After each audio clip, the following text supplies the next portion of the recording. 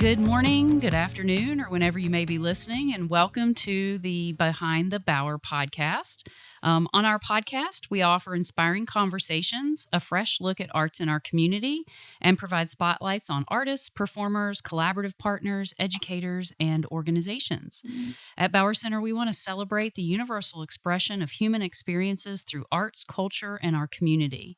I'm your host today, Susan Martin, Executive Director of Bower Center for the Arts. And if you're a previous listener, we want to welcome you back, and we want to welcome any of our new guests that may be listening this morning. Over the past few podcasts, we've been sharing different ways that Bower Center achieves its mission of making visual and performing arts available to our community through things such as our art classes, live performances, our exhibits, and special programming. And today, we're going to be speaking with one of our studio artists, Veronica Jackson. And Veronica is an interpretive exhibit designer, a content developer and visual artist.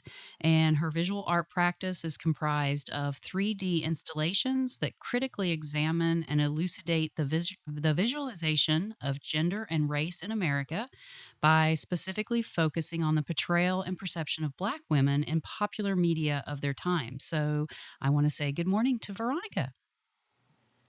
Good morning, Susan. Welcome. Thank you so much for joining me. I know that you're not currently here in Bedford, and so I really appreciate you taking the time to come on the podcast.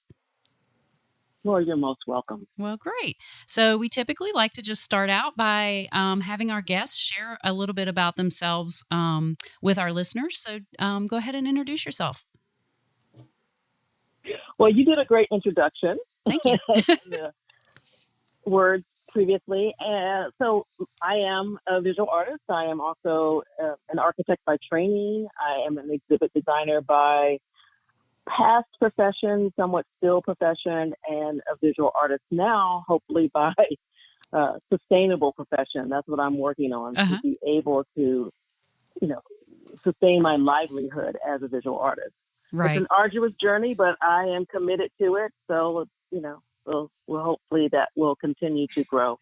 And as you said, right now I am in actually Richmond, Virginia, attending an artist residency, preparing for a solo show that I have here in September. Oh, awesome.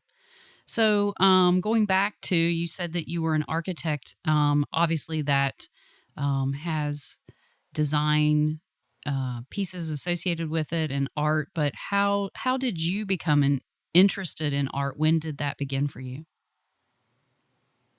Well, that's a really good question. I think I've always been an artist, but I never, or not until the past 7 years, acted on it. Mm-hmm. I say that I finally gave myself the permission to create the artwork that has been inside me, I think, for a very long time. Mm-hmm. And I say that to say that I had much respect for visual artists and didn't think that I was capable of making visual art.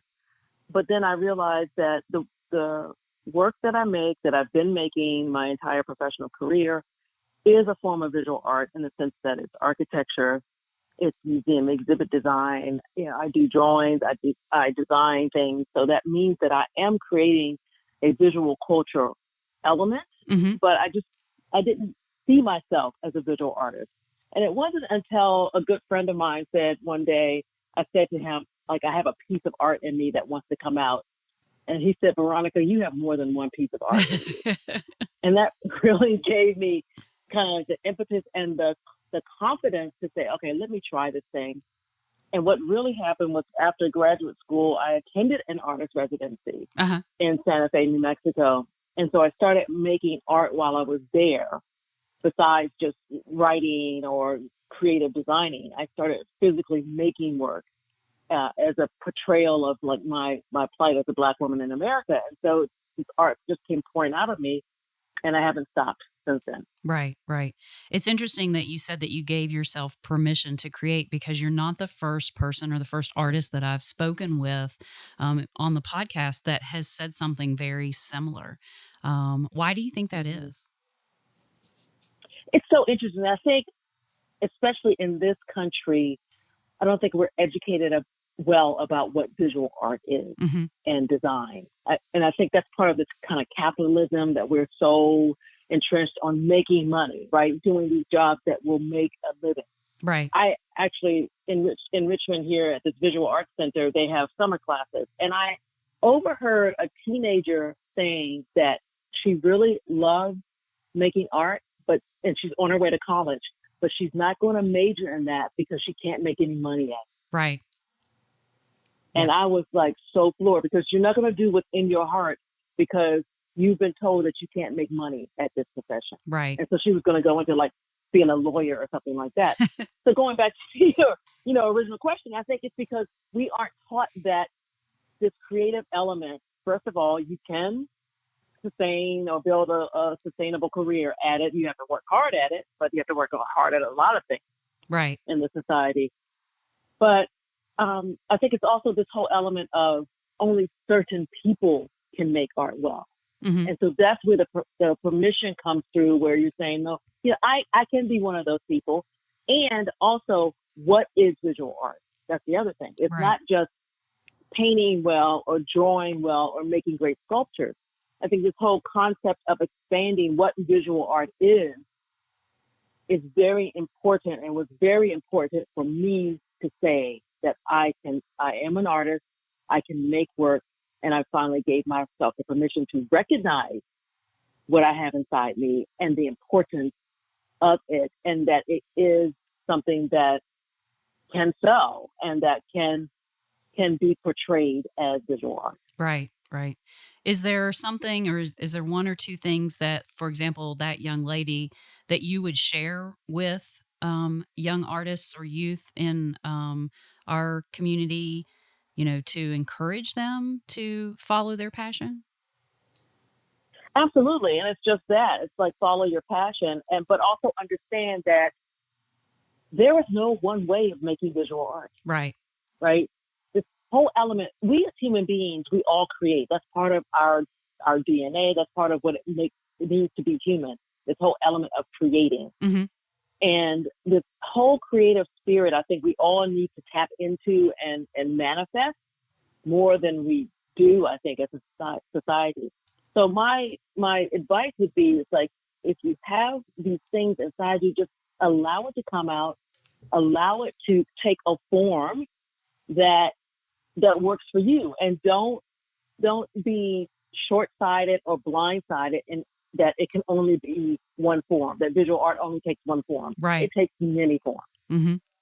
Yeah. Yeah, it's funny that you say that. This morning when I came into the Bauer Center, we're in the middle of summer art camps, and one of our Mm-hmm. artist instructors was working with the younger kids, so they were like 6 years old, and they were talking about how things can be created into other things. And she held up a little paper cup, and she said, "Let's start off by going around the room and tell me what this is." And of course, they all yelled out, "It's a cup."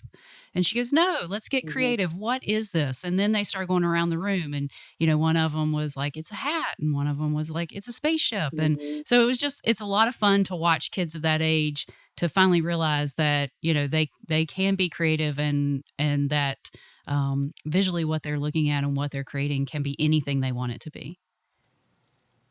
Absolutely. And it's also looking at, like you just said, this thing can be various, anything you want it to be, Hmm. but also understanding, expanding your mind to understand that that is an availability, right? That Hmm. is a viable thing to say that, okay, yeah, it's a spaceship, it's a hat, and then expand that beyond just that one physical object, and just think even kind of like metaphorically about what these things can be. Right, So right, I consider myself a conceptual artist, meaning like sometimes the concept is even more important than the physical thing you make.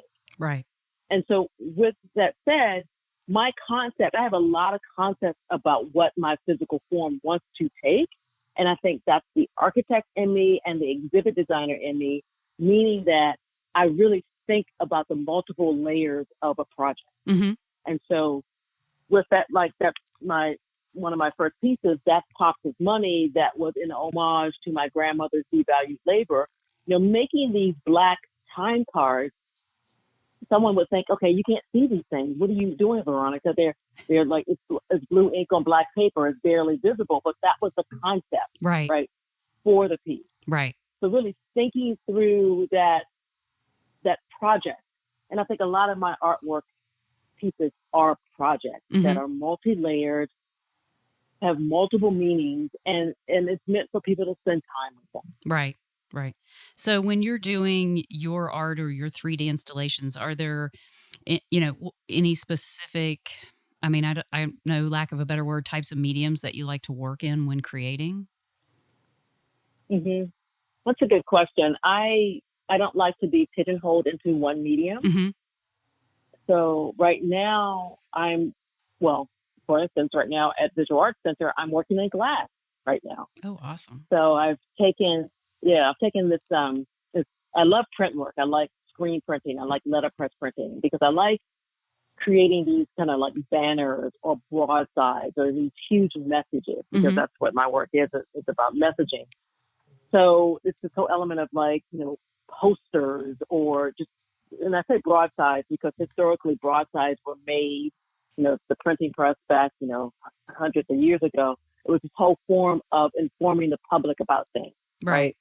And so I'm taking that concept and using it as a way for me to inform the public about, my Black experience. And so now I'm taking that broadside concept and putting it into a different medium, which is now glass. Hmm. And so I'm screen printing on glass with powdered glass, and it's called fused glass. And so that I'm doing a big series that will be part of the show in September. Oh, that's awesome. I can't wait to see that. Mm-hmm. So you have mentioned your residency, and since I've known you over the last five plus years, you've done several residencies. Mm-hmm. Explain to our listeners, what a residency is, and how that works. Mm-hmm. So an artist residency is a place, and so usually artist residencies are that it's a residence. So you are provided a place to live for 2 weeks up to a year, Hmm. actually. And some residencies are a year long. And it's a place, it's a facility, it's a studio. It is usually an entity, an organization. So, for instance, Visual Arts Center here in Richmond, they have provided me housing Hmm. and they provided a place for me to make work. And the whole point is like even the VCCA in Amherst says it's like giving artists the precious gift of time Right. to make the work that they usually don't have the time to make if you're doing a full-time job, Hmm. right? And so most residencies house you. Some residencies also feed you, which is really great. Yeah. And then, yeah, and then some residencies also give you a stipend to do the work. Wow. So, and like, the Bower has a residency where Yes. you are Hmm. giving a studio, an artist a studio. Is it for a year, Susan? Is It that the is. residency Yep. at Bower? Yeah. So an artist gets a studio for free for a year, and that's a great gift. So once again, it's that gift of time, or in this place, space to Hmm. come make something, to come do your work. Right. So with here at Visual Arts Center, I'm doing this residency where I have housing, I have a place to make work, and because of the various mediums and studios they have facilities wise, this is where I was introduced to the fused glass process. So in this sense, this residency opened my eyes to a different medium that I have totally embraced. Hmm. Yes. And so do many of the residencies offer opportunity for learning experiences or teaching new forms of art? It depends. It really depends. And I think that when artists are searching for residencies, you have to think about, okay, what do you want to get out of the residency? Right. And for me, it is also always learning about a new discipline or a place where I can have the equipment to make more art using like my print work. Right. So, um, like when I went to Women's Studio Workshop in upstate New York, they are known for their printmaking Hmm. skills and also paper making skills. So when I was there, I did a lot of silkscreen printing because that is what that facility is known for, Right. right? Hmm. So that was great because that's what they're famous for. That's what they encourage. That's what they basically help you with. That is their expertise. Right. As an Where artist, go ahead. the corny, go ahead. No, You you go go ahead. ahead. Finish your thought. Okay. Yes. So there's also a residency at Corning in New York, which is Corning's the glass place, Uh huh. where basically they have a residency where you can go and make glass and do Oh. like hand blown glass and things like that. So my next thing is to look for a residency. I want to do some stone work. Uh huh. So I am looking for a residency that can basically allow me to do some stone etching or etching in stone. Right. Right. And how do you? I was going to ask, how do you go about finding these types of residencies? Well, a lot of times, well, the internet is a great thing, as people know, Obviously. Yeah. and there are organizations that have have a list of residencies that you can find out and apply, into which you can apply. Mm-hmm. There's also something called Alliance for Artist Communities, Mm-hmm. and they are a great source for the residencies that are in the United States and also worldwide. Okay. That's awesome. Yeah. So, pivoting just a little, because you and I had talked briefly in advance that tomorrow, June 19th, is Juneteenth, National Independence Day. Mm-hmm. And I just wanted to Mm-hmm. talk a little bit about that with you, and have you share with our listeners, in your opinion, what this day celebrates, and or does it have has it had any impact on arts and culture in our nation? Tell us a little bit about that. Mm-hmm. Well, okay, so the basics are that Juneteenth is celebrating the date in June 19th, 1865, when the enslaved population in Galveston, Texas, finally got the word that they were free. Mm-hmm. So the irony about all of this is that it was 2 years and several months after the Emancipation Right. Proclamation. Right. So for 2 years, these enslaved individuals were didn't know that they were free. And they remember that the Emancipation Proclamation only freed enslaved people in Confederate holding states. Mm-hmm. So since Texas was one of those states, these people were free. Mm-hmm. What I think is quite commemorable about this the Texas heirs of the enslaved population, they have been celebrating Juneteenth for a long time. Right.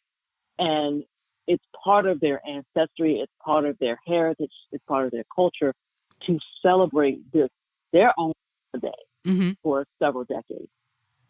And so, with that said, it's great that, this American government has finally acknowledged this. I Right. mean, similar to, it's less than, 3 weeks away from our independence, which is quite interesting. Mm. American independence. But so that's what Juneteenth is. That's the history of it. And thinking about how information like just flies across our screens these days, instantaneous. It's like imagining that it took 2 years for this bit of information to reach Right. Right. enslaved people in 1865. For me, I just finished a project and I unveiled it at Juneteenth in Cumberland, Virginia. It was this project that I did for Pine Grove Elementary School, which is a historically Black school in Cumberland, Virginia, that was slated to be turned into a landfill, but alumni from the school and these people are in their 80s now. They saved the school from Mm. demolition, That's right? wonderful. And I learned about this through Virginia Humanities, and they gave me a residency basically to create a piece of art that is in commemoration of the Pine Grove students from 1917 to 1964. So I Mm-hmm. did this whole piece called A Permanent Record, which I created 6 banners that list the 199 names of the students and teachers who inhabited Pine Grove Elementary School Mm-hmm. from 1917 to 1964. And my whole purpose of doing this was, like I said before, my work is multi-layered. It was an archive or a permanent record of those individuals, that community who endured this kind of like education at that Mm-hmm. time. But it also was about unveiling it at Juneteenth celebration to commemorate that kind of heritage. Right. So for me, Juneteenth is more than like this kind of, another holiday, Right. right? It's also understanding what has come before Mm-hmm. and acknowledging that, memorializing that with this permanent piece of art that will be hung in the school once it's renovated. Mm-hmm. But also, taking and I involved the community to make this with me, which was really great. So it's also speaking to that kind of community oriented element, that camaraderie, and it's not just Black people. I had a whole cadre of people helping me with this project. Mm-hmm. So for me, Juneteenth is about it's not a Black holiday; it's an American holiday. Right, right. I totally agree. Well, I really want to thank Mm-hmm. you. We're going to start wrapping things up here. Time flies on this Mm-hmm. podcast. I'm so appreciative of you joining us. I do want to remind our listeners, too, there have been some various Juneteenth celebrations taking place here around the Bedford community Mm-hmm. over this last week and weekend. I believe Sedalia Center just hosted theirs this past weekend. I did see where there are a few other things taking place tomorrow, but also as I was looking for some things that we could share with the children at our summer art camp this week, I found that the National Museum of African American History and Culture has a wonderful section, related to Juneteenth and downloadable activities, Mm-hmm. information, links to books. It was really had a lot of great information on it. So I just wanted to share that with our listeners as well. Um, but I want to kind of close up, as I always do, with some upcoming things with Bauer Center. And we have a concert this week on Friday. Patty Doherty, who is very well known here in our region, will be performing with her band on Friday night. The performance is called Winds of Change. We interviewed her a couple of weeks ago, so you can go back and listen to that podcast. Tickets are still on sale, but I will say they are selling really quickly. So if you're interested, I would recommend getting your advance tickets. We're also, as I mentioned, in our summer camps for youth. We've already completed 3. We're in our 3rd summer camp this week, and we've got a few more coming up in July. So check those out on our website, bowercenter.org. And something a little different this year, we typically kind of take a little break from classes for adults during the summer, but this year we decided to continue to offer summer classes in addition to our youth art camps. So we're now registering. We have a lot of clay and pottery classes, mosaic, felting, taking place between now and September, actually. So if you're interested in doing something this summer, please check that out. And lastly, I just want to mention that Bauer Center will experience some closures to the public coming up July 4th through the 22nd, primarily due to the holiday, staff vacations, and then we're going to be having some construction taking place in our main Broughton gallery that will require the gallery to be closed. So we will not have an exhibit this summer. We'll still be hosting summer camps and classes, but we just ask that our guests check out our website to look for changes in our normal daytime hours of operation. But again, I want to thank Veronica so much for calling in and joining us. I really enjoyed our talk this morning. Thank you. You're very welcome, and I look forward to coming back to Bedford soon. I know we are very anxious. We look forward to having you back. So, reminder everybody, please Okay. visit our website, bowercenter.org, for all the up to date information. And this has been Behind the Bower.